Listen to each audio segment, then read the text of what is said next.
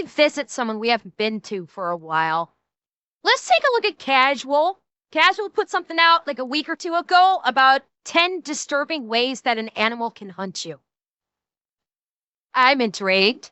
So let's take a look. Oh god, this scene. Oh, that scene.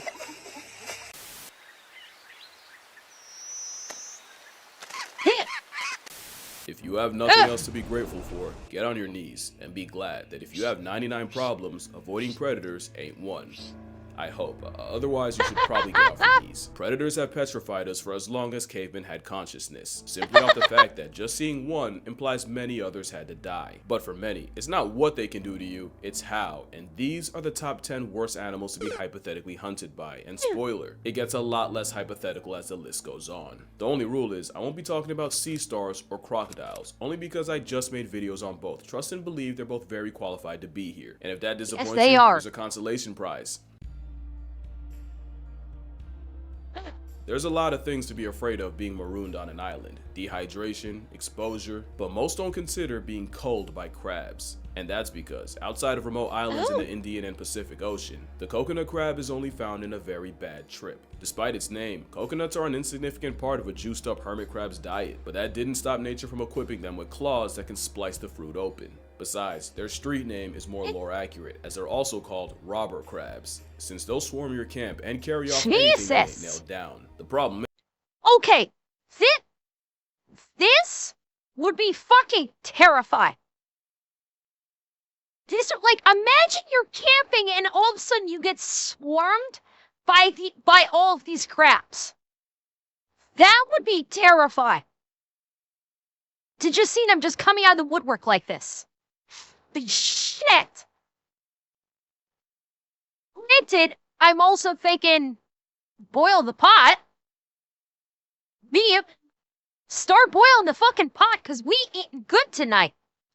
Grab a big stick and start fucking whacking. That's some good eating.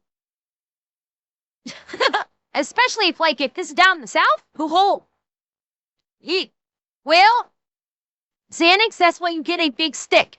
Man's nature to everything. Get the big stick and just start whacka, whacka, whacka, whacka, whacka. Down. The problem is, that's also how they hunt. In 2016, scientists watched as a coconut crab climbed a tree and attacked a sleeping bird, snapping its wings only to continue its death grip after they both fell on the ground. Within minutes, several other crabs spawned in and proceeded to shred the barely breathing bird for hours. The crawling antichrists are scavengers with bloodlust, so getting gored by one means you'll certainly be maimed by more, and the fact that they can climb and track blood means there's nowhere on the island you can go where the Krusty Krab crew won't find you. They can track blood. Okay, that is scary. The fact that they can track blood is pretty fucking terrifying. The crabs are any-can animals, as in anything can get it. Rats, cats, even full-grown pigs can get flesh stripped, but the most disturbing stories are those of coconut crabs eating humans. One gruesome account followed the 82-day Battle of Okinawa, where Japanese soldiers bore witness to hordes of giant spider-like crabs ravaging the bodies of their dead comrades. There's no real proof that this happened or that it even involved coconut offenders, but unfortunately, that's exactly how the crabs would have acted. Imagine a gang of armored cockroaches carrying the jaws of life, except the outcome of getting caught between them is quite the opposite. Enough force to have a 25% chance of cracking your rib. Fuck. Yeah. And, land sharks that can climb fucking trees. Like, you can't even climb a tree to get away from that. Opposite. And with a diet of detritus, most coconut crabs are poisonous to eat, especially since many have the habit of eating sea mangoes, a fruit so toxic it has another name, the squid apple. By far the scariest theory, though, is that it was the what? It has another name.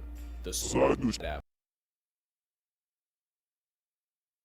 The what apple?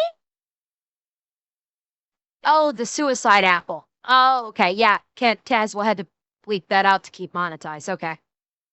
By far, the scariest theory, though, is that it was coconut crabs that perp-walked Amelia Earhart off the census. Scary because whether she was past tense on arrival or incapacitated a plane crash would not have changed the response by the crabs. And while it's just a theory, the idea that someone's last moments could be spent desperately dragging their crippled body before an army of crabs brutally mutilates them for hours as their suffering only draws more That's is horrific. enough to earn them a spot on this list. And yet, they're only number 10.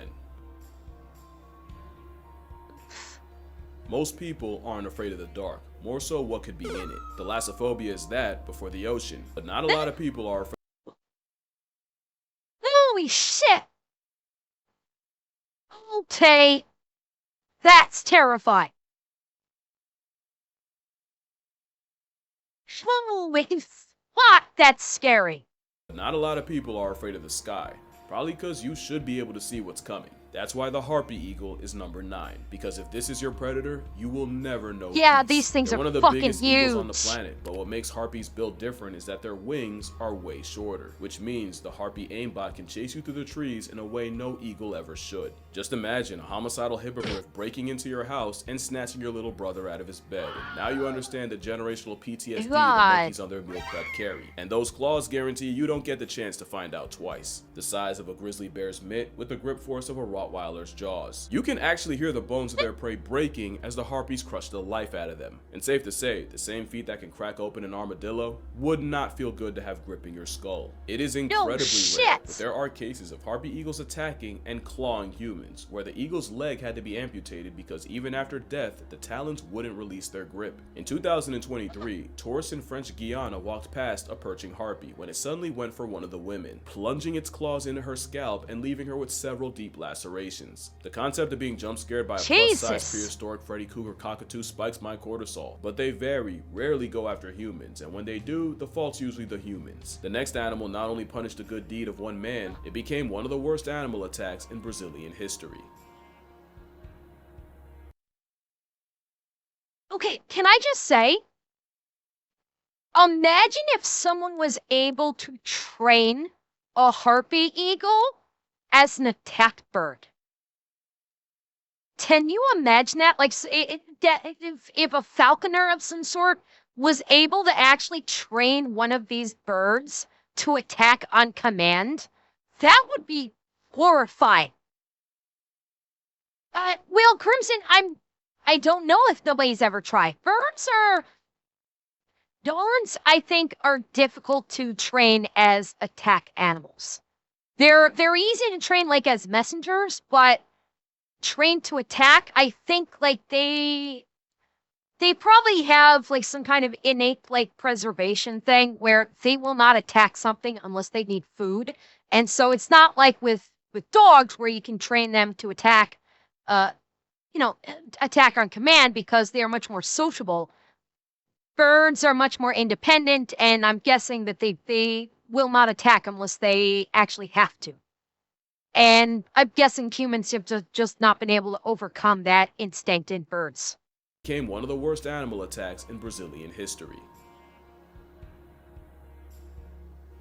Australia gets the reputation for being Satan's sandbox, but not enough people give credit to the sheer insanity of the Amazon. What's a jaguar's favorite exercise? Skull crushers. Not to mention you have a Jurassic reject in anaconda, an animal that weaponizes electricity and we all decided that was okay, and a fish that convinced thousands to never pee in a river. Yet the apex predator of the Amazon isn't actually a jaguar. To be fair, the giant river otter is also called the Ariana, or the water jaguar, but with its attitude and aptitude for gang violence, it's more like an unhinged water wolf. That gang mentality is how a group can make a jaguar hit the reverse with no key, and it's already bad enough that the roid weasel can grow to 6 feet long, without the fact that they'll also roll in a pack. It's an apex predator that eats mostly fish, but they'll also fold crustaceans, anaconda, and even other river otters will adjust their routine to avoid getting run. These things will eat fucking anacondas. The largest snake in the world, and these things will eat them. Like, they will pack attack a fucking anaconda. Holy shit. That is badass on a level that I'm not sure many people will appreciate. up on by a crazy-eyed cousin. You don't realize what multiple are capable of until you realize how bad they do caiman. Giant river otters will jump a caiman, overwhelming it until its muscles fill with lactic acid and it's virtually paralyzed. It's been said before, but that isn't honest erectile dysfunction. An otter mafia will eviscerate the caiman alive, ripping it to pieces, while also sounding like if Rugrats took place in purgatory.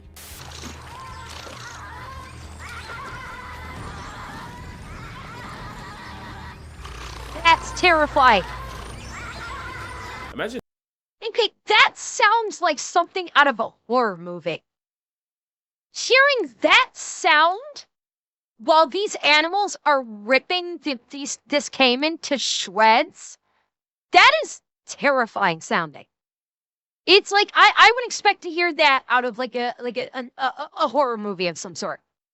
Not knowing what river otters are and hearing that for the first time. The worst part is, it's been proven the same hunting tactic against a human is tragically effective. Silvio Delmar Hollenbach was a Brazilian army sergeant who had taken his family to the Brasilia Zoo when a bunch of commotion got his attention. A 13-year-old had fallen into one of the moats and now was being threatened by the animals in it. Hollenbach said, "Don't hold me back," and without thinking, leapt into the pool and lifted the injured kid out. Sadly, that meant the focus of the family of vindictive otters was now on Silvio, and the gang of aggressives dragged the struggling Hollenbach into the water and brutally mauled him in front of his family. Silvio would be pulled out, but the over 100 bite wounds in water that was the equivalent of a microbe mosh pit sealed his fate, as he would die of a nasty infection. Hollenbach was mourned and celebrated by everyone, except the boy he saved, who apparently never even mustered a thank you. The same 13-year-old that got a man turned into a chew toy would be arrested in 2016 after scamming millions worth of pension money, proving that sometimes. Right, God. Oh, that is fucking heartbreaking. Oh, that is fucking heartbreaking. A man gave his life to save his dumb ass, and he goes on to be a dirty fucking scammer. God damn it. Sometimes being a hero only means saving a villain. Getting mauled and borderline waterboarded by water wolverines is a horrendous way to go out, but again, the chances you get got by otters is still low, and for Silvio, it probably would have been 0 if those otters didn't just have babies. But the next animal is the mascot of F Around and Find Out. The Cape buffalo makes no sense on this list, until you remember it's one of the few prey animals that actually hunts predators. The tank, nicknamed Black Death, is arguably the most death-edging animal to hunt because it is a top 5 most vengeful creature on Earth. A common misconception is that the lion's biggest rival is the hyena. That's laughable when a 1,200-pound piss fit can send a big cat backpedaling. The Cape buffalo is number 7 because cows are dangerous enough, but if Widowmaker tastes death, the rage cow ensures you go down with it. The Cape buffalo has treed lions for hours, and they'll stalk lion cubs just for the purpose of stomping them out. Now add that the bush mafia can pull up in a super herd of over 1,000, now you understand how lions risk going full-time horizontal every time they try them. And with a couple hundred people gored and killed by them a year, this is the first animal here with a respectable. Did you just see that? That was like I think that was a lion cub. And with a couple hundred people gored and killed by them a year, this is the first animal here with a respect. Fuck, they just yeeted that fucking lion cub like he was a stuffed animal. Holy crap! Here with a respectable body count. The problem is every year people hunt them without realizing the buffaloes hunt back. An injured buffalo has been known to retreat to tall grass to lure you in and stalk you just to rear end you when your back is turned and keep going until you stop standing. And unlike most herbivores that'll straight up watch you get got, or in some cases gift wrap you themselves, Cape buffalo will spin the block for a predator in an effort 1,000 times John Wick. You know you're dealing with a menace. We're talking about a cow using the honey badger method on a lion, and some people have to be connected to God's Wi-Fi before they understand. Texas trophy hunter Asher Watkins thought it was sweet until his target attacked him first, completely ambushing him. The spite-fueled beef struck Watkins at 35 miles per hour, tearing his chest and stomach open, and he was declared dead in the ambulance. A tragic death, but definitely not unprovoked. Imagine walking through a corn maze knowing you're one wrong turn away from a buffalo same-day shipping you to the Lord like an afterlife Amazon package. Oh, On several islands throughout Indonesia, you'll find a dinosaur time left behind. The Komodo dragon is one of those predators where, Oh once they start yeah. hunting you, you're as good as dead. The Komodo is everything scary about coconut crabs, but on that Jurassic juice. Komodos will eat Yes. everything, and it's why baby dragons will hide up in the trees or even roll around in feces because the adults are highly cannibalistic. The steroid giga iguana also has the unfortunate habit of unearthing human graves and feeding on the long expired remains. The Komodo dragon only Komodo dragons? Yeah, they may look cute. These things are fucking vicious. They literally eat everything. These things, I'm reasonably sure, and trying to remember if these things ate alligators. I saw a video about a Komodo dragon a while ago. I want to say that they actually ate either an alligator or a crocodile. And yes, they have venom as well, which makes it even worse. Of unearthing human graves and feeding on the long expired remains. The Komodo dragon only has about 12 successful hunts a year, so when one makes you a priority, prepare to spend days tailgated by a murderous monitor lizard.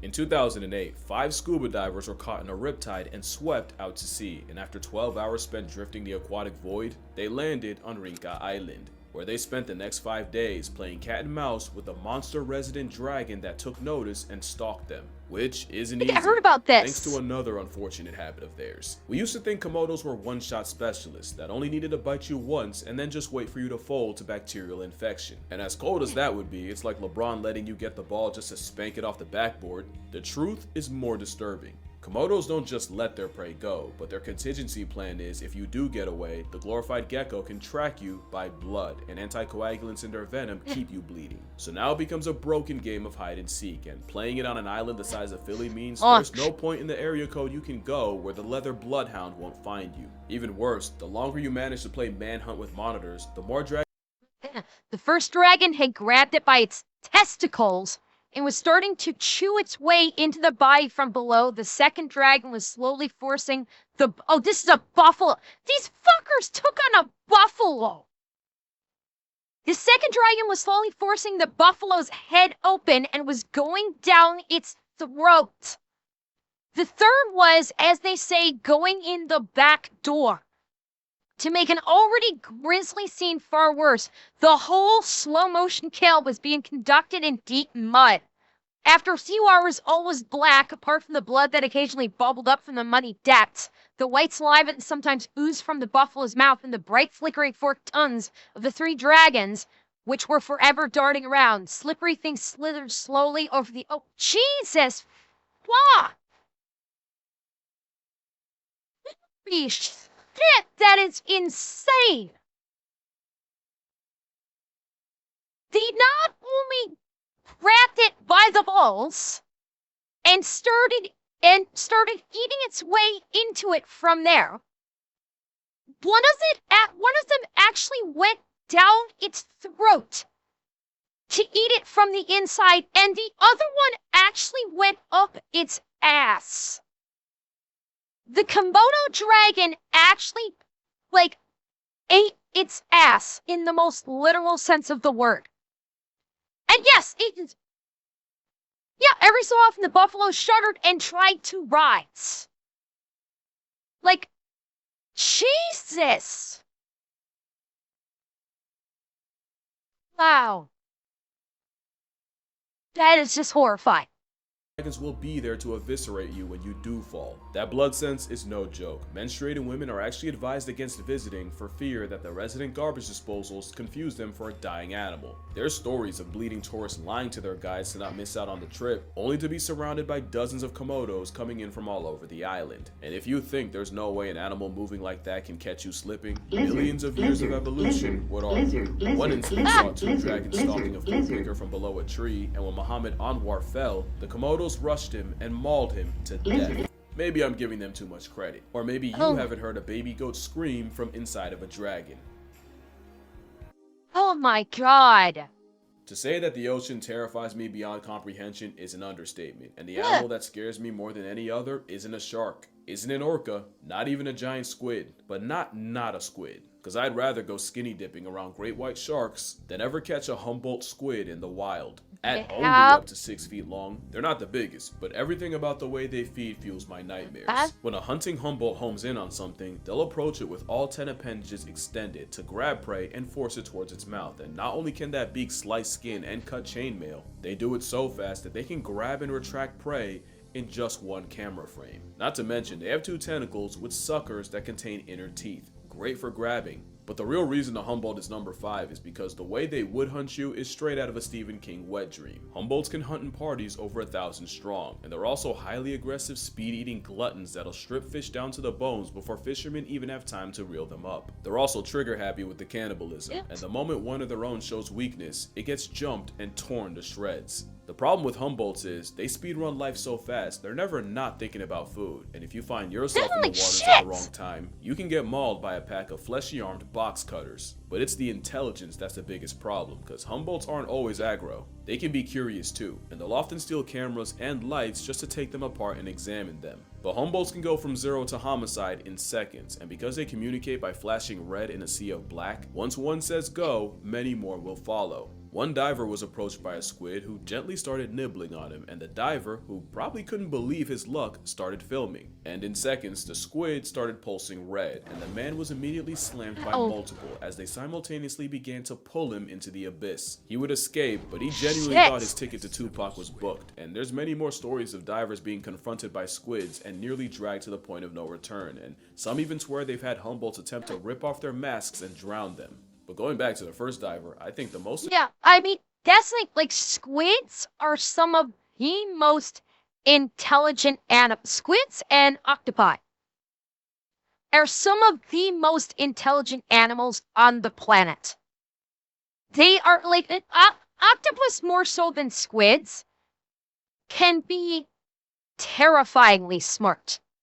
If you've ever seen any videos about like people that work with octopi, they are terrifyingly smart, and they have like a full range of emotions. I've seen videos of people that have like pet octopus, and like the octopus will actually like exhibit being upset. If their human is gone for a while and then comes back, they will actually like show that they are upset that they were left alone. It's just their intelligence is terrifying. I'm not sure if they're even smarter than dolphins, but if they're not more intelligent than dolphins, they are an extremely close second. And while squid are not as intelligent as octopus, they are still terrifyingly intelligent. The disturbing part is the moment he didn't fight back and let himself look easy was the moment he became a green light to a red devil. The last unfortunate fact is that Humboldts will perform diel-vertical migrations, where every day they rise from the depths to hunt before eventually going back down. I need my emotional support, Cape Buffalo. Yeah, just try to get on the plane with it. More likely to run into you during goblin mode. Unfortunately for the next animal, goblin mode is their entire life. The goblin shark? No. You've probably heard that there's few animals that actively hunt humans, and that polar bears are one of them. I want to clarify, they don't actively hunt humans, they just passively don't give a follow me now. Polar bears are the largest predators on land, and as big as you think they are, I swear to you they're bigger. The problem starts with the fact that they're the only hyper-carnivore bear. They eat meat, and meat stands for Merc every and any time, and it can make up 95% of their diet, where in something like a grizzly bear, it can be as low as 10.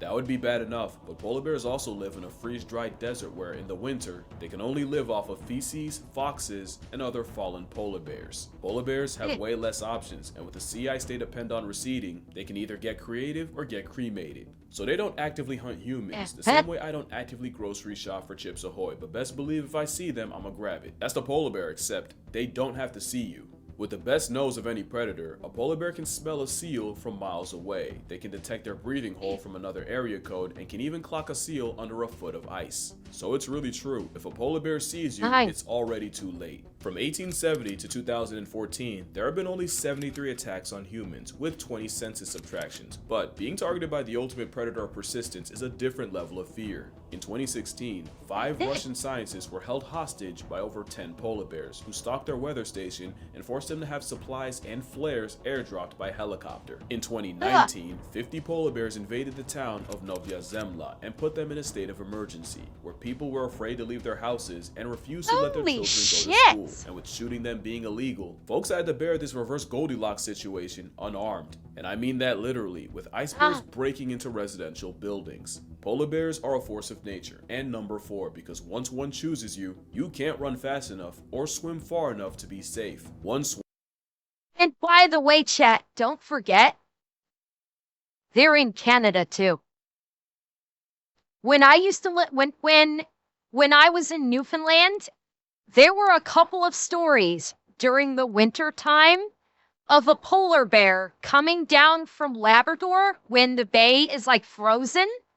There were a couple of times when polar bears would come down from Labrador across the strait at the northern tip of Newfoundland into the northern part of Newfoundland, which was a big deal.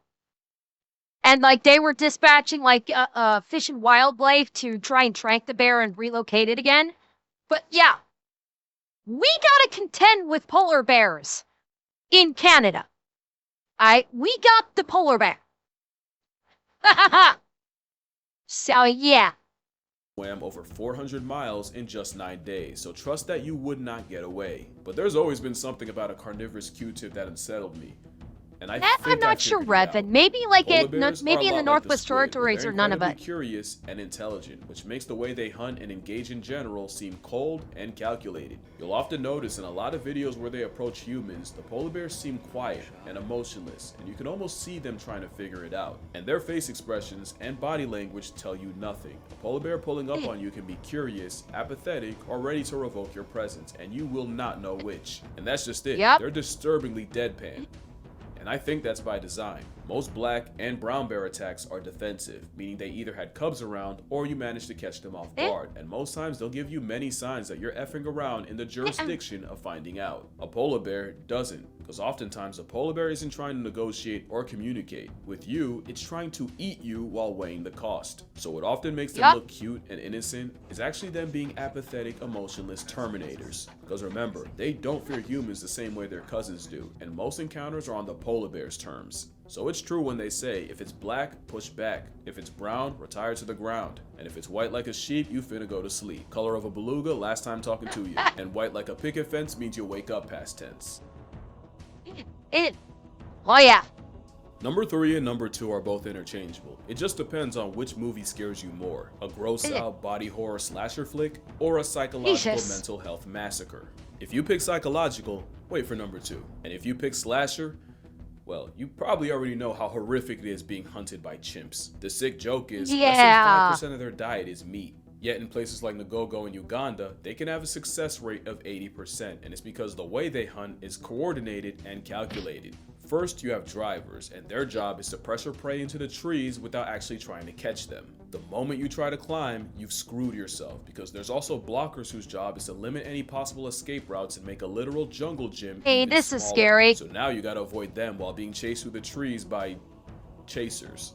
The last role are the chimps smart enough to anticipate where you'll try to escape and will camp themselves in the perfect spot to snatch you if you pass by.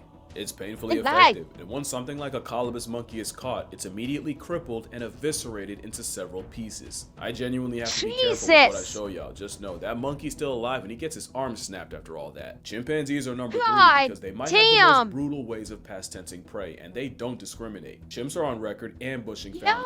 Like Conga, you're not wrong by saying like that like chimps are kind of like the in real life orcs. With how brutal they are. Yeah, like you're not wrong about that. Of gorillas, frightening the females and running fades with a silverback, and kidnapping any babies to remove them. They're not the only babies at risk, and viewer discretion. Jesus. As habitat loss and food shortages have pushed humans and chimps together, there have been more cases of chimpanzees snatching human children with chilling results. One human toddler was hold on, viewer discretion, I mean it this time. One human toddler was grabbed by a big male, and in less than a minute, he broke his arm, beat his head in, and even disemboweled the boy and removed his kidneys. Being hunted by chimps is like playing death tag with parkour-capable pack-hunting zombies, but luckily, meat isn't their main food, and attacks are still relatively rare, which is why I have tigers at 2. Tigers don't actively hunt humans, but living on top of each other for centuries is why tigers have the highest human body count of any animal on this list. Folks traditionally wore masks backwards in order to discourage the tiger into thinking he had lost the element of surprise. But it's believed the trick was spammed too hard and now the tigers are catching on. But intelligence is the second scariest thing about them. Well, this attack. They are the most vengeful animals on the planet. Black Death. Yes! Yes! That tiger? I can't remember if it was this tiger.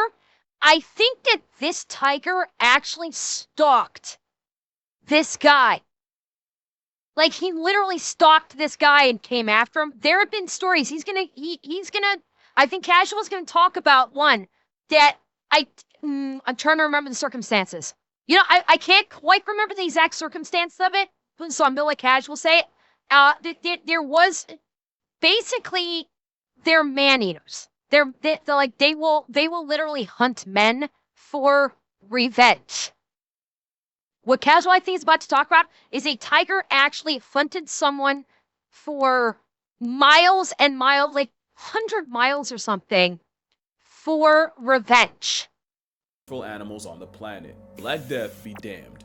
Piss off a tiger, and you might not live to regret it. You may have heard of the poacher that shot a tiger and stole part of its kill, so the tiger tracked him down all the way to his cabin, destroyed anything that smelled like the poacher, including his mattress, just to John Wick the man when he eventually returned home. Tatiana the tiger proved that you don't have to be in the wild to find out, after she escaped her San Francisco enclosure to track down and savage the men that had taunted her. But by far, the most notorious tiger in history was the Devil of Chumpawat.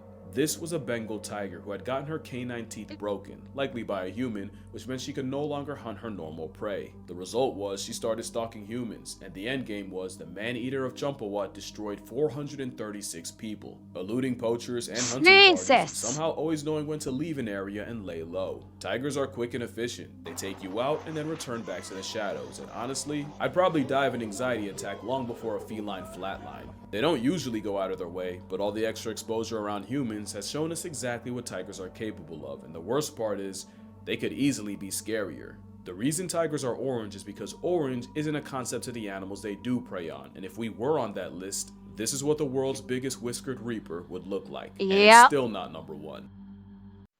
Okay, there is, like, I've looked for this and I have not been able to find it. I remember seeing video footage of someone, I think they were on like a safari or something. It was in like a woodland. They were like taking video footage, and there was like 2 tigers that were just kind of like slowly walking down. It was basically like a path, and there were these 2 tigers that were walking slowly down a path. And these people were videotaping. You know, you're getting the video footage of them. The tigers are slowly just walking, and it's a long distance away between the tigers and these people that are filming. And the tiger, literally, out of nowhere, just suddenly explodes into a dead sprint right at these people, and then only veers off when it's like 10 feet away or something. Like 10 feet away, it veers off into the woods. But watching this thing go from just a casual walk, maybe a light walk, and then just literally in the blink of an eye, it is suddenly going full fucking sprint right at you is a pass loader. Like, fucking terrifying. Orca is the most oppressive predator on the planet, and at this point, there's not much I can say that you don't already know. You know they're intelligent, but what genuinely surprised me is they take very few risks. If prey has the smallest chance of fighting back, orcas will move the needle to 0 before they move in. Not only that, but their methods change depending on the target. That's why they'll soul slap a stingray before it can sting. That's why they'll immobilize sharks before they can bite. And it's why they'll up smash a seal as high as they go like Super Smash Bros. But they don't neutralize prey just to be safe to eat. They'll turn a dying animal into a life lesson. In that same stingray clip, a family of orcas toyed with the half-alive stingray before letting its body sink into the abyss when they were done. I genuinely believe the stingray was slapped by the orca grandmother, and the rest of the pod was playing with it in order to learn how to deal with one, and when the lesson was over, they had no further use for him. It's not cruelty, it's communal calculation, but it is why orcas are the most fear-inspiring, heart-retiring predators to have, and if you're still not convinced, let me tell you a story that still sticks with me. One grandmother orca was not only smart enough to memorize when elephant seals in the Falklands would breed, she knew exactly where and what time the tide would be high enough to hold her. This 20-foot Type A dolphin basically staked out the nursery pool until the tide got high enough for her to seemingly spawn out of nowhere and abduct a defenseless seal pup, where she then dragged the seal out to sea as a practice dummy. For the next several hours, her family toyed with and tormented the baby seal, with the pup alive for most of it. Again, it's not evil or torture, but it is how orcas polish their prowess. But for the seal, that's stranger danger on steroids, and one of the worst ways to go out. Slowly, and with zero hope. And now you see why great whites will piece out of a favorite hunting ground for a calendar year if they have a run-in with an op dolphin. And why humpbacks feel the way they do. We're talking about animals that'll roleplay as prey and practice drowning each other before they try it on a baby blue whale. It's not an act of malice more than survival, simply a skill surplus for them and a skill issue for everyone else. I won't slander them, but I definitely pity their prey more than anything else's, but I gotta come clean. I did lie to you.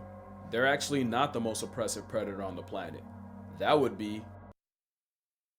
Is it humans? Take away the guns, the technology, and everything else. The very foundation of how humans hunt makes them the most horror movie predators ever. Yeah. Simply put, imagine a predator you can never run away from. You can get ahead. You can even get out of their sight, yet every time you turn to the horizon, they're there. Yeah. You're not even tired, but you are. You're exhausted. You're thirsty. And about to drop from heat stroke, yet there they are, not missing a beat, barely breaking a sweat. Hell, you can't even sweat, not like them, and it's killing you. You look in the distance, and to your dismay, here they come again. But this time, you don't have the strength to get back up. They're slow, but persistent, like an immortal snail that never stops. They run you into the ground, waste you without even touching you, and come sunrise, they're ready to do it all again. You just won't be there to see it. They're finally here. They literally walk you down knowing you're at your limit. One raises its stick, you close your eyes, you'd breathe your last breath, but they took all you had left, just like they take everything else. Your story's over, but the ending was authored long before you first ran. It's not your fault. It's not evil or a crime, but it is what happens when you meet the scariest predator of all time.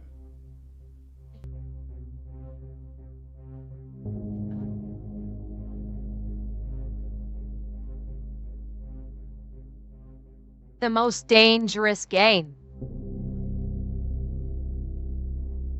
That's why humans are considered the most dangerous game.